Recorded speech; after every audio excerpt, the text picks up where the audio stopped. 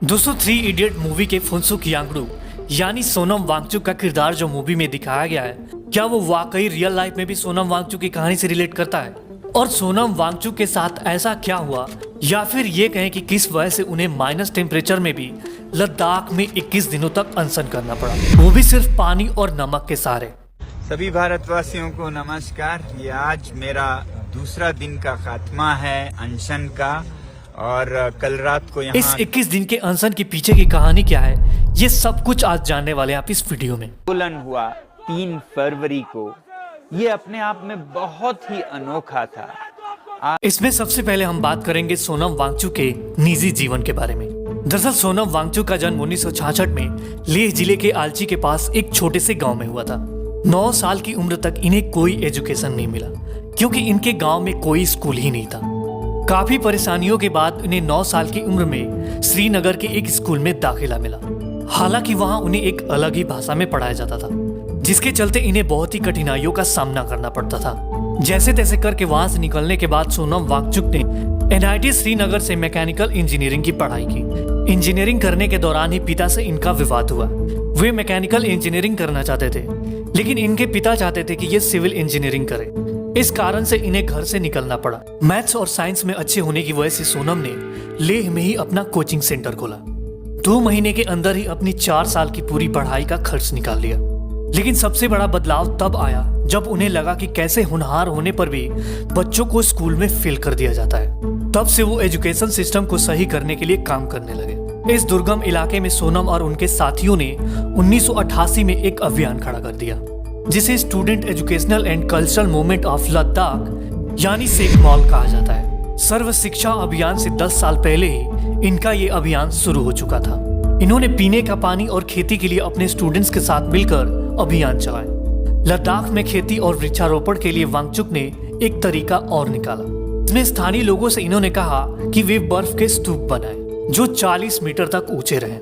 इस तरीके से एक स्तूप से 10 हेक्टेयर की जमीन को सींचा जा सकता था, यानी करीब 1 करोड़ 60 लाख लीटर पानी की व्यवस्था एक स्तूप से होती थी। इन्होंने लद्दाख में इस तरह के स्तूप का पायलट बना रखा था, और अगले साल करीब 90 स्तूप और बनाए गए। सर्दियों में बनाए गए स्तूप की बर्फ जून तक बनी रहती है। दरअसल इसकी प्रेरणा उनको चियांग नारफेल द्वारा बनाए गए कृत्रिम ग्लेशियर से मिली थी।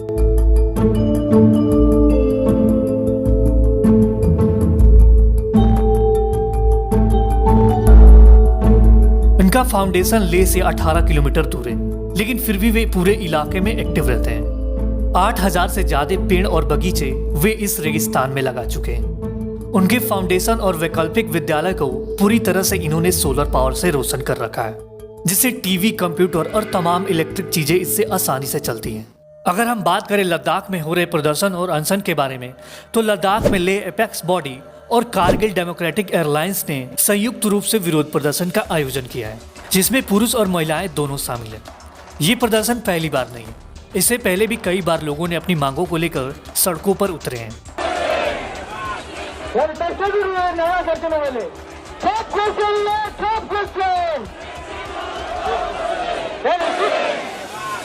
दरअसल प्रदर्शनकारियों की 3 मांगे, जिसमें पहला ये है कि लद्दाख को पूर्ण राज्य का दर्जा देना चाहिए, दूसरा संविधान की 6ठी अनुसूची को लागू करना, और तीसरा लेह कारगिल जिले के लिए अलग संसदीय सीटों का निर्माण कराना।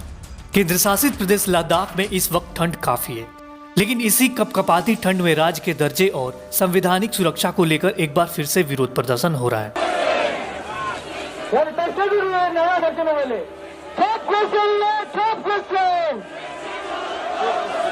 हजारों की संख्या में लोग इस मांग के साथ इकट्ठा हुए। इसके चलते पूरे लद्दाख में बंद जैसी स्थिति देखने को मिली। बंद का आयोजन अपेक्स बॉडी ऑफ लद्दाख और कारगिल डेमोक्रेटिक एयरलाइंस की तरफ से बुलाया गया था। दरअसल ये जो बड़े स्तर पर प्रदर्शन देखने को मिला, इसे समझने के लिए थोड़ा पीछे चलना होगा। दरअसल 5 अगस्त 2019 को भारतीय संसद ने संविधान के अनुच्छेद 370 को निरस्त करते हुए जम्मू कश्मीर को मिले विशेष राज्य के दर्जे को समाप्त कर दिया था।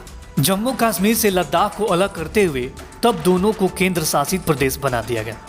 जम्मू कश्मीर विधानसभा वाला केंद्र शासित बना, वहीं लद्दाख को बिना विधानसभा वाला केंद्र शासित प्रदेश बना दिया गया। हालांकि इस विभाजन से लद्दाख की आवाम पहले खुश थी। लोगों को उम्मीद थी कि इस तरह का कदम उनकी भूमि और आजीविका की रक्षा करेगा। हालांकि ज्यादा नहीं 2 साल के भीतर ही लेह और कारगिल के निवासियों ने राजनीतिक रूप से खुद को हंसिए पर खड़ा महसूस किया। लिहाजा यही वजह बना केंद्र सरकार के खिलाफ सामूहिक विद्रोह का। बीते 2 साल में लोग कई बार विरोध प्रदर्शन कर पूर्ण राज्य का दर्जा और संवैधानिक सुरक्षा की मांग करते रहे। दरअसल लद्दाख में कई तरह की जनजातियां रहती हैं, इसीलिए ये मांगे उठ रही हैं। ये लोग चाहते हैं कि लेह कारगिल जिलों के लिए अलग अलग संसदीय सीट की स्थापना की जाए।